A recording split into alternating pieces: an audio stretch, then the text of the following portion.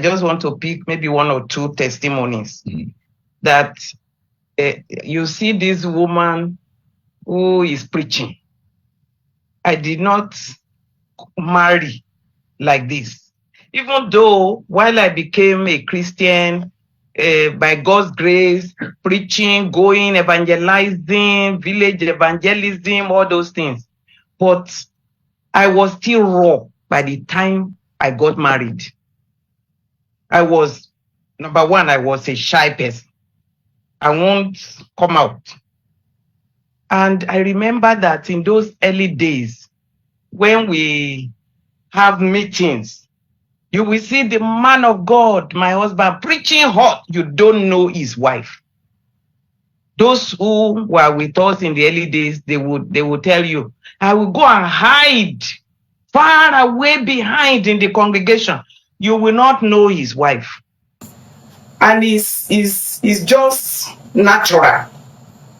And it's also because I don't feel I am up to standard.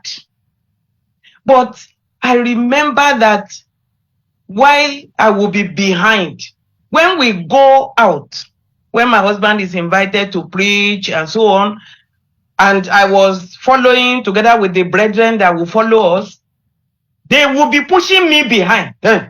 See, go and sit there. Go. And they will escort the man of God to the high table. And his wife will be dragging behind, looking for where to sit everywhere. It will be difficult for me to find a seat, even in Boko here, in those days.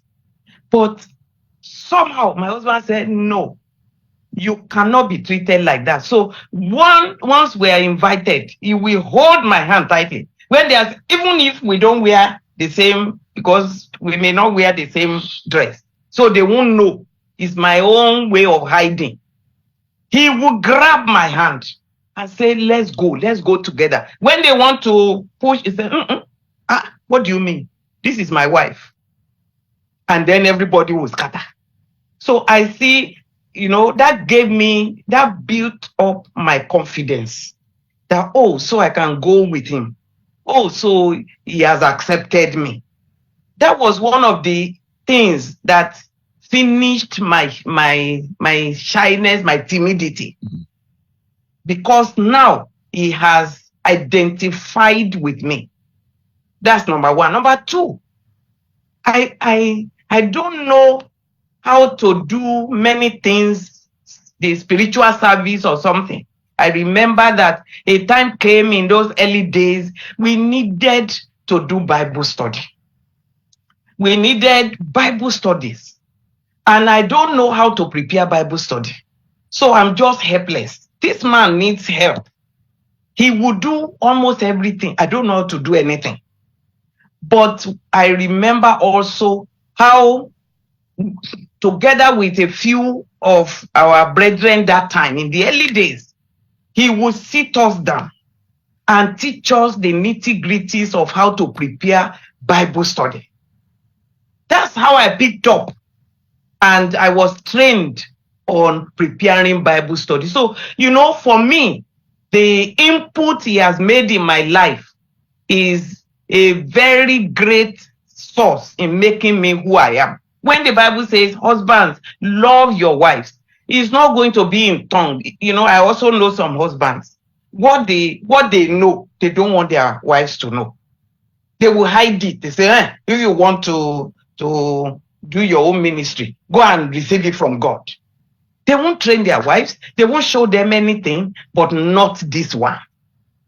Not this one. If he knows that I don't know, there's something I don't know, he will definitely find a way to make that input so that I'll be able to stand, shoulder to shoulder with him and be able to do whatever, I need to do to help him. Some of these Bible study outlines that we are using, you will think that, of course, thank God, my name is not there. But most of them were developed by my hands to the glory of God. And it's not me. Somebody trained me. When you train, just as Jesus trained his bride, how would they have known how to preach and how to, he said, follow me, I will make you fishers, how to fish for men. He trained them. They came raw. But as they followed, you have said you will go with this man. If the man now does not give you attention to train you, to teach you, how will you be able to help him? So when God is saying, love your wives, he is beyond words. It's also in action.